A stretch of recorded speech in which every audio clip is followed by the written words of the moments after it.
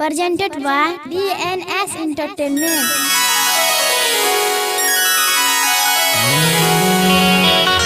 देखिए भैया, हम गायक बंशीधर चौधरी और हमारे छोटे भाई गौरव ठाकुर जी। आज हम दोनों भाई मिलकर एक बहुत शानदार जीजा जी और साली के गीत DNS एंटरटेनमेंट के माध्यम से आप सबके बीच लेके आइल बानी। तो ये गाना के ज़्यादा से ज़्यादा प्यार दी, आशीर्वाद दी और चैनल के लाइक सब्सक्राइब करी और घंटी दबा के टनटनाइल बनी। Present by Neeraj Divansh Lataona.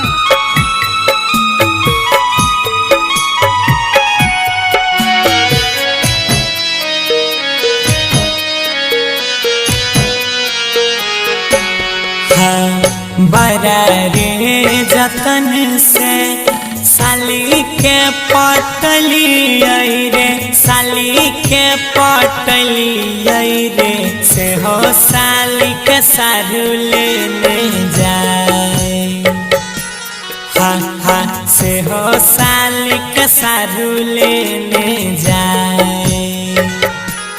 अरे भैया बड़ा रे जतनमा से साली जी के पटली आई रे, साली जी के पटली आई रे, से हो साली के सारू लेने जाए।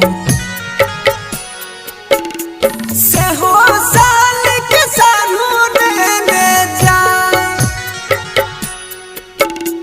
हमारे जानू के सारू लेने जाए।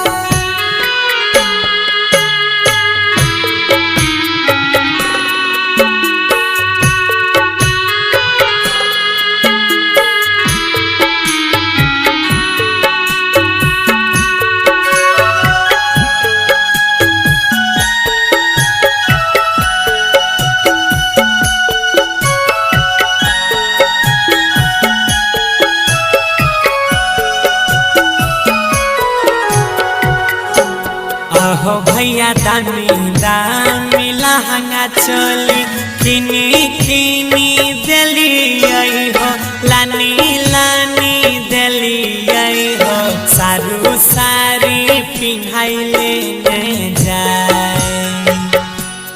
हाँ सारू सारी पिन्हाई लेने जाए। आहो भैया दामी दामी लहंगा चोली किनी किनी दिली आई हो, किनी किनी दिली आई हो, साड़ी पिन्हाई सारू लेने जाए। सिनेमा पर छुरिया चला,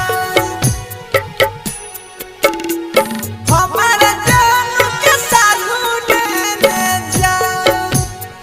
हाँ, वो करा बिना जियो ना जाए।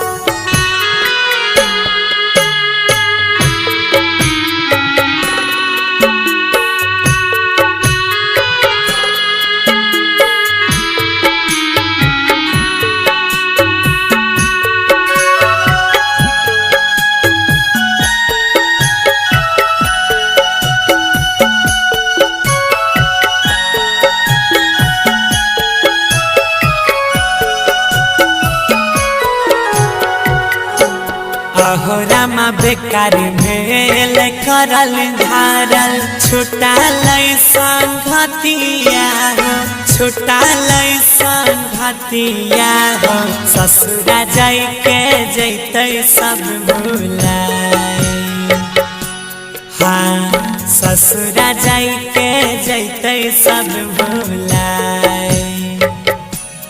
आहो भैया बेकार भेल करल धरल, बनसिया गौरव के, सोनुआ विमल साबा के, ससुर जाई के जैतै सब भुलाए।